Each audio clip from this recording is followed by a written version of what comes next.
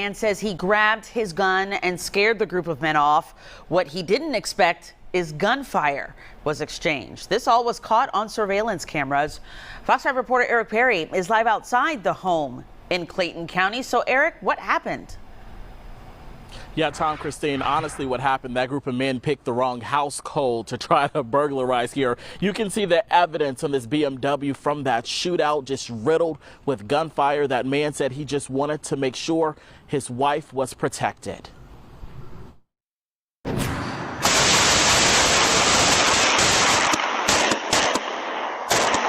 don't want to die at home.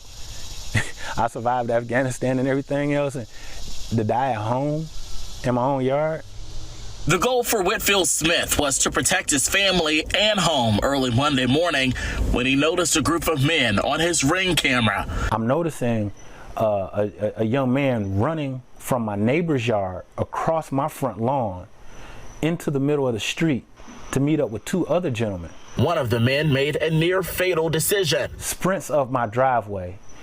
I can see on camera that he's hunched down wearing a gray hoodie and he's got some kind of firearm in his hand.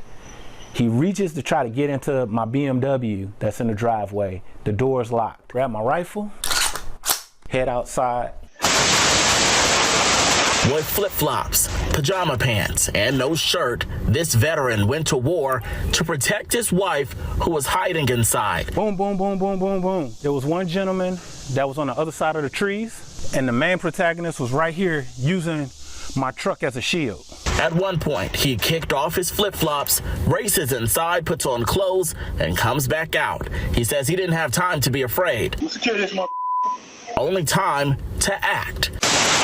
I didn't think that they'd be shooting at me and I'd be hearing bullets whiz past me. This father fears he would have been dead if it wasn't for his BMW to shield the nearly 24 bullets. They said, Mr. Smith, you're very brave. You're very brave. But you're very crazy. You're very stupid. But you're very brave. Yeah, and Mr. Smith is alive. Thankfully, no one was injured in any of this. He says that the group of men actually got away with the firearm that he had inside of his truck there. He also says that after the gunfire really erupted, they tried to break into neighbors' homes to escape. They were unsuccessful, but they are still out there. If you know anything about this, come forward to Clayton County Police. Of course, you can remain anonymous. Scary moments here in Clayton County, but that's the latest. I'm Eric Perry, Fox 5 News. Yeah, he made it through Afghanistan, and this happens in his own front yard. Unbelievable. Unreal. Eric, thanks.